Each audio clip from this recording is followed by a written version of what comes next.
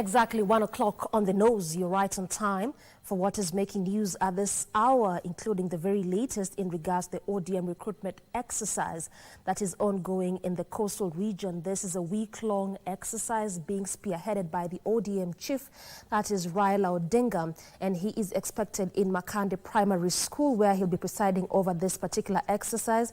Our very own Junaid Karisa is our eyes and ears on the ground, and momentarily we link up with her to prime us on the very latest from that region. This is KBC Lunchtime News. I'm Doreen Arange. Lucy Maura is my sign language interpreter. We begin on that particular note. We just want to turn the crack to Mombasa County. Junaid is already there. This is a week-long exercise being spearheaded by Raila Odinga in the coastal region, the ODM recruitment exercise. We've seen this in various parts across the country. Junaid, what more are we expecting as far as this exercise is concerned in Mombasa County today? Good afternoon, Doreen. As you have rightly put it, this is the last day of the coastal tour by opposition leader Raila Odinga in his ODM membership registration drive. He began his tour since Monday in Lamu, headed to Taita. We went to Kilifi.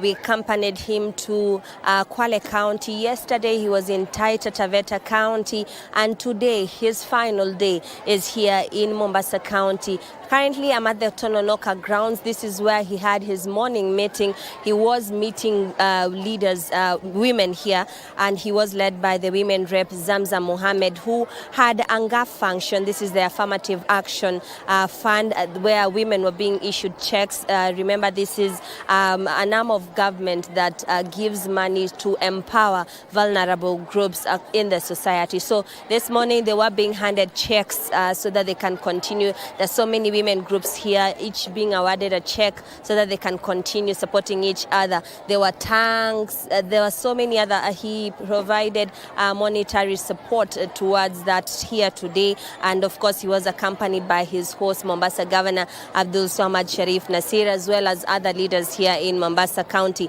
However, that is not the main function today. He is having a delegates meeting currently at the Majengo area in Vita constituency. That is where he's meeting the delegates just to give out the statistics. This is something that they have been doing as they are traversing the whole of the coast region. The Secretary General gives out the statistics, and as soon as he does that, he keeps on awarding the best performing constituencies, and later on they give a comment or two about national politics as they continue with their drive. The grassroots elections are slated for April, so this is just a way to marshal up numbers towards farming up the ODM party. Now from here, there are the delegates meeting in Majengo. Then finally, the major rally or the big rally is at Makande Primary School. That is where the conclusion of his tour will be, and tomorrow, of course, he will be attending church here in Mombasa County. But today, we are looking forward to that. One important or two important things that he mentioned here while he was here at Tononoka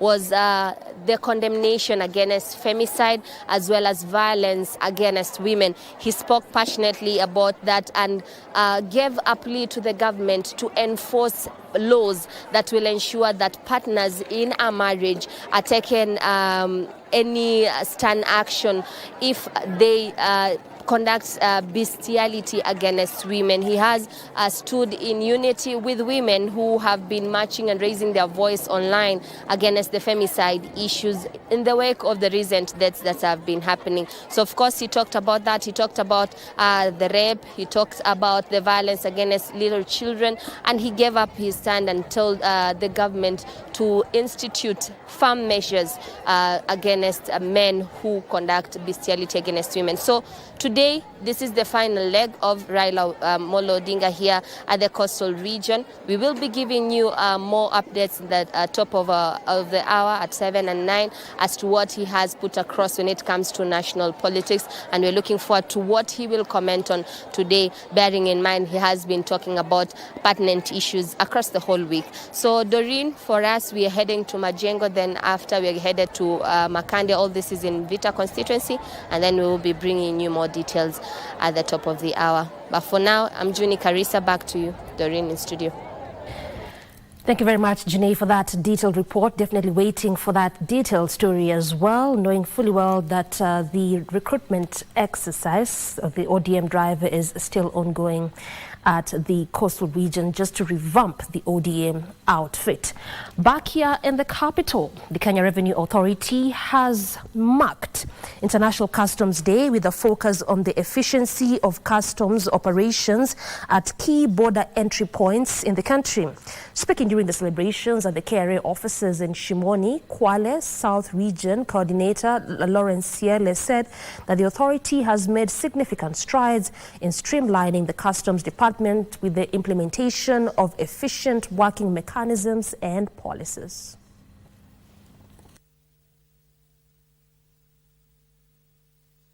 Each and every stage we used to have a bond to move the tea from one place to another one. But what we have been able to do is to streamline that operation so that we don't have they don't have to execute any kind of bonds whenever they move from one bond to another. With the enhanced collaboration of the multi-agency, we have the Coast Guard which assists us, we have the Kenya Wildlife, so we are able to share resources and man these borders. And what we have realized is that people are now moving towards the gazetted border stations. And the Embu County Commissioner, Jack Obuo, has assured residents of the controversial Moya settlement scheme that they will not be evicted and the existing land dispute will be subjected to alternative dispute resolutions. This comes as the residents question why the Area Land Control Board, which was appointed and gazetted last year, had not been operationalized. In efforts to quell growing anxiety at Washoro, Riakanao, Karaba and Makima adjudication areas, following unconfirmed reports in December of new settlers with title deeds taking over lands, Embu County Commissioner Jack Obuo has assured the residents that they will not be evicted and the disputes will be settled. Ya kujumuisha kwanza, first and foremost, the community where Moya land is situated. Government is taking this issue very seriously. So, we have listened. Tunajua the magnitude, the repercussions of this matter. We are very conscious about that. An uneasy calm has been in the Moya and Makima wards since the Boch 2016 allotment of land in the settlement scheme, when people from outside were allegedly allocated plots of land and many of those already living there were left out. Na hii ni shida tulipata, kama vile umeipata, mimi nilichaguliwa nikaipata. I'm determined, the way you are determined, tumaliza hii shida. How can we correct the mistake that was made 7 years ago, that was 2016, 2014, na ilifanya kwa ukora? Tunataka public participation, bwana commissioner, kwa uongozi wako, tuitwe hapa Makema, tukuje tukae chini, tuseme shamba itapewa nani? Ile imetupea tension kubwa sana kama vijana. Ni ukweli title deeds kuna watu washapata. Na title deed wenye wako nazo sio wakaaji wa Makema. Obuo further said the Land Control Board that had been appointed and gazetted last year will start working once they were acquainted with what had transpired before. During the alternative dispute resolution, the talks will include residents, interest groups and the political leadership in an inclusive process. Serafina Robi for Lunchtime News.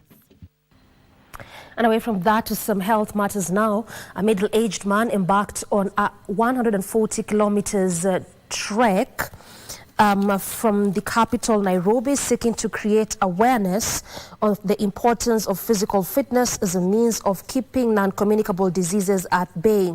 Elvis Nato, a fitness coach, says fitness reduces the risk of contracting cancer, cardiovascular diseases, and obesity, among others. He hopes more Kenyans can adopt a healthier lifestyle. At exactly 1 p.m. Friday, Elvis Nato kicked off a 140-kilometer journey from Nakuru to Nairobi. Nato is on a mission to create awareness on the importance of physical fitness. His journey will see him walk over 22 hours in 30 minutes. Just want to sensitize people about healthy lifestyle, observing regular medical checkups before things get haywire. All this is to keep at bay non-communicable diseases such as cancer, cardiovascular diseases and obesity, which he notes is on the rise among those under the age of 60 years. Nowadays you have various diseases, including cancer, that come up because of not having a healthy lifestyle. His determination comes against the backdrop of a health survey that showed out of 2.4 million deaths registered, 1.4 million were caused by lifestyle ailments such as cancer and cardiovascular diseases. The fitness enthusiast hopes that more people can adopt a healthier lifestyle. Yusufar reporting for Lunchtime News. And the Ministry of Agriculture has announced plans to increase acreage under rice production from the current 674,000 acres to 1 million acres to reduce importation, which currently stands at 80%. Irrigation Principal Secretary Ephantus Kimotho says the ministry will address the issue of certified seeds, milling plants and ready markets for the farmers. Kenya is currently producing 234,000 metric tons of rice and importing another 700,000 metric tons every year.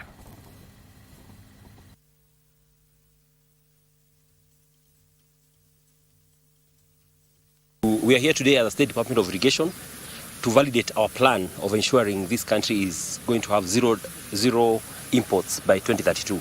Currently, we are importing we are producing 234 metric tons, and we're importing 700,000 metric tons. There is rice, there is cotton, there is edible oil, there is coffee, there is sugarcane. So those are the key value chain we are addressing. In each county, we are identifying each of the commodities that can be processed, so that we also encourage farmers through the Ministry of Agriculture to produce more raw materials so that we are able to meet demand. Because when you put up a factory, you must make sure that there's enough raw materials. And 10 counties are set to benefit from a natural resource management program aimed at improving the livelihoods of residents and mitigating climate change effects. The Integrated Natural Resource Management Program, spearheaded by the International Fund of Agriculture Development IFAD for $250 million, will be undertaken in West Pokot, Elgeyo Marakwet, Trans Nzoia, Kericho, Kisumu, Homa Bay, Migori, Nandi, Uasin Gishu and Kakamega counties. Speaking in West Pokot in a meeting with Governor Simon Kachapin, IFAD Country Director Mariatu Kamara said the project will be done in partnership with 2 levels of government, private partners, while beneficiaries will donate land and labor. Activities we should be implementing, because we believe that you cannot implement projects or you cannot design projects without the buy-in of the local government. It's important that we discuss with communities, we discuss with them on their needs, the opportunities, and how we can support particularly natural resource management and livelihoods activities. And I know if that project is well implemented, it will go a long way to help in the conservation of environment in this county, which will again impact positively in the food security, because we know climate change is a big risk to us as a county. And we see this opportunity that we want to address as a very noble opportunity, because we are going to integrate agriculture and natural resource management, which will be able to solve other myriads of problems that we do face, like any insecurity, any land degradation. In Mombasa County, the Department of Water, Natural Resources and Climate Change Resilience in the county has embarked on educating residents on the importance of adopting clean energy to combat air and environmental pollution caused by the use of firewood and charcoal. Speaking during the commemoration of the World Day of Clean Energy, the Chief Officer in charge of Water, Natural Resources and Climate Change Resilience, Marian Mapenzi, disclosed that they have also signed an MOU with the private organization to establish e-mobility stations across the county. She said electric tuk-tuks and motorbike operators will swap their depleted batteries for fully charged ones to ensure that there's clean transportation. MOU with our partners from AutoTrack as a consortium, where we are looking at how we can use electric tuk-tuks and motorbikes and establish e-mobility stations where these tuk-tuks will be able to change their batteries once they have utilized the batteries in a span of the day. We have also been sensitizing the public in terms of using clean energy for cooking, whether it is electric, whether it is briquettes. Today we came with our solution, which is the EcoHeat solution. It is a clean cooking solution that is fully solar powered. So this solution will eliminate the need for use of charcoal. We know charcoal involves cutting off trees. It has its health effects on the vendors. And also it is not a clean cooking solution. So we introduced our solution to eliminate the need for charcoal. The Clean Cooking Campaign story in Mombasa County is what takes us on our first break this Saturday afternoon. We recoil with plenty more of what continues to shape the news today.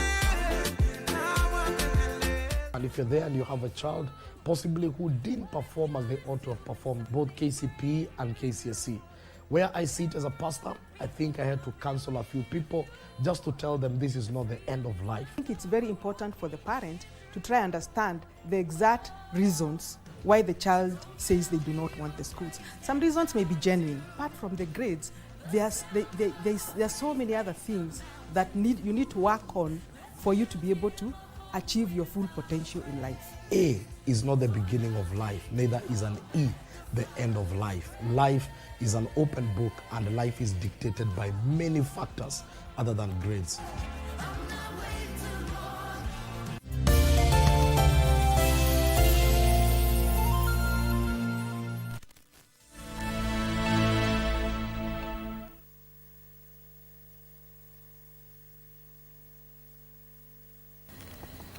Welcome back. You're still on KBC Lunchtime News. And a section of women in Kajiado County has embarked on a communal empowerment project as they strive to create formidable resilience. The women pastoralists who have been collecting and selling scrap metals in the past have now transitioned to annual rotational program dubbed Women Cow Policy, which entails standard cash sharing for empowerment initiatives. The project is aimed to empower women and people living with disabilities identified by the local registration. After a national ban on the sale of scrap metal, we realized they are having difficulties, and yet they still needed to benefit from what was initially given to them. So we sat together with the community, and a company proposed, and they agreed to the proposal that the company would be able to still give them an equivalent of what they were getting as proceeds from a sale of scrap metal. Sisi tumepata faida kwa sababu ya hii kampuni sana, na si hii peke yake, hata sasa watoto wetu wanapata school fees kwa sababu ya Tata Chemical. Kwa hivyo Tata Chemical na wamama ama na community ya Magadi tumeshikana, tumekuwa pamoja nao kwa sababu wanatusaidia sana. Still keeping up with matters women empowerment in Laikipia County now, the county government has embarked on a program that seeks to distribute water tanks to women groups in the region. The water tanks have been tipped to go a long way in promoting small-scale agriculture and enhanced food security. The county government says it will distribute 50,000 water tanks to the women. Kina mama waweze kupata matagi ya maji, and therefore they can be able to do kitchen garden. Wanaweza kupanda boga kidogo kidogo, nyanya wanaweza pada pale wakitumia hii maji ile watakuwa wamevuna kutoka kwa mabati. Tuko na kitchen garden, tulisaidiwa na Hard in Hard UN Women, walitusaidia sana juu walituletea hiyo mashamba ya makaratasi, na sasa wametusaidia juu tumeletewa matanki, so tutakuwa na storage ya maji, hatutakuwa na shida tena. Women group in the Ngoshwash area in Narok sub-county have benefited from 1 million Kenyan shillings to improve their businesses, all thanks to the National Government Action Affirmative Fund. While issuing the checks in the area, Narok County Women Representative Rebecca Tonkei said she will continue supporting women groups in the county. The woman representative emphasized that the Kenya Kwanza administration was committed to implementing the promises it gave to the residents, which include creating job opportunities and providing decent housing. On the affordable housing bill, the leader said many citizens were supporting the legislative proposal because they will earn a fortune from it.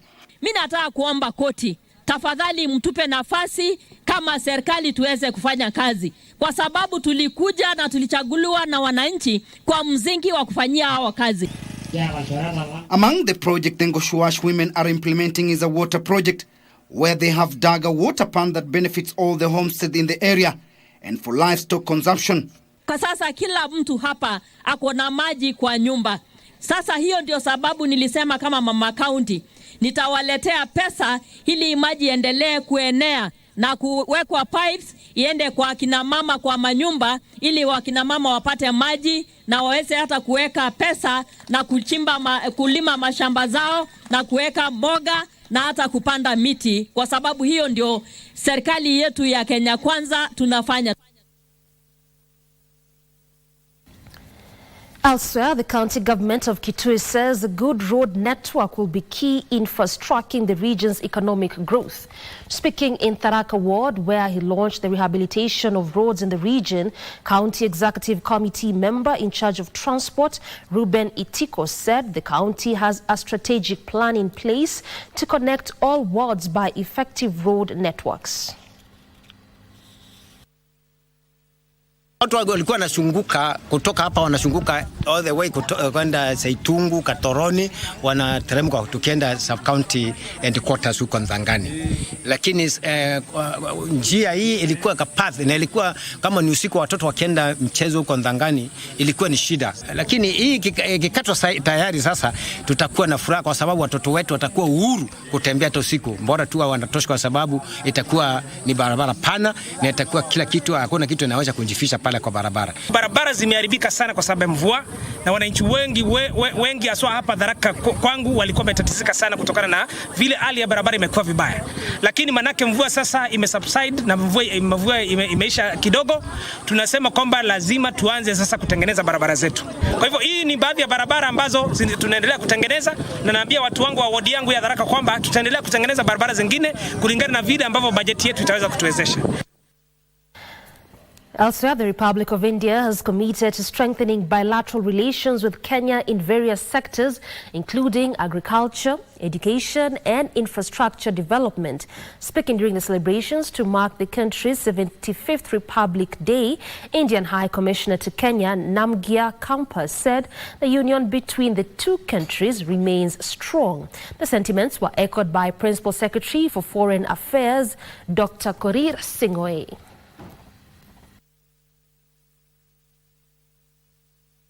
We have also forwarded cooperation in multiple other areas. Technology, for instance, both sides signed an agreement, an understanding as part of the visit. The Indian community in this country came back way back in the late 1800s. So my family, for instance, came here in 1898. So I'm the fourth generation in my company and hopefully my children will join. So the Asian, the Indian community has been very entrenched in the Kenyan life, Kenyan history, and we're very proud to be part of the Kenyan journey. So it is the freedom, it is there. We are utilizing that freedom. We are so happy here. We never feel that our religion is, we are not able to do our functions, our festivals. I would request our esteemed dignitaries to stay. And more than 250 residents of Tala, Machakos County have benefited from free diabetes and hypertension checkups. John Munyoki, the Matungulu Sub-County Coordinator of Non-Communicable Diseases, says the community should take advantage of such initiatives and also visit clinics regularly for checkups to detect cases of hypertension. He says the condition accounts for 24% of fatalities in the country. The program was conducted by the Ministry of Health in conjunction with Mane Kenya, an ungovernmental organization, and the Paul Mui Foundation.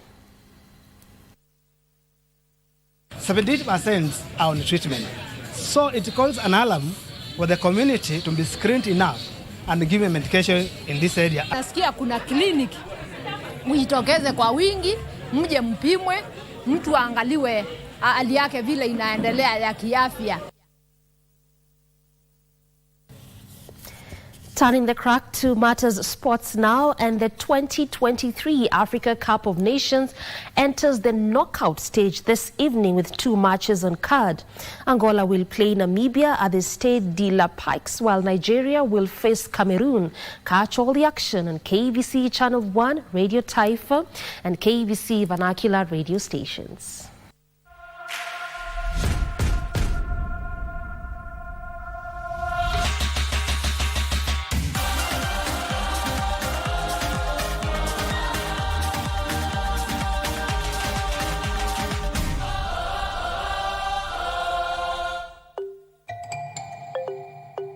Nations hostilities in the round of 16 at the Felix Houphouët-Boigny Stadium. Cameroon's preparation has focused on Andres Onana's situation, with the Manchester United goalkeeper reportedly involved in a bust-up with national team chief Samuel Eto'o after being dropped for the Gambia game. Onana's cousin Fabrice Ondoa is his chief competition for the gloves, whereas veteran striker Vincent Abubakar may finally be fit to make his bow at the 2023 Africa Cup of Nations. Al Hassan Yusuf and William Troost-Ekong are racing back to fitness after injury issues.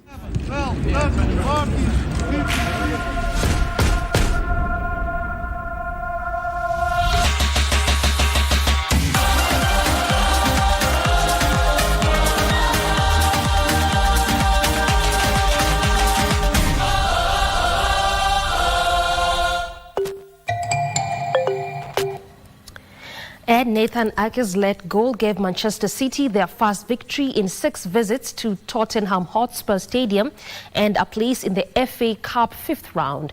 In another match, Coventry City and Sheffield Wednesday played to a 1-1 at Hillsborough in the FA Cup 4th round. He's just going to put pressure on the goalkeeper again. Runner's delivery. Vicario's in trouble and Ake pounces. City have broken the spell at the Tottenham Hotspur Stadium. Well, Vicario in all kinds of trouble and Ake took full advantage.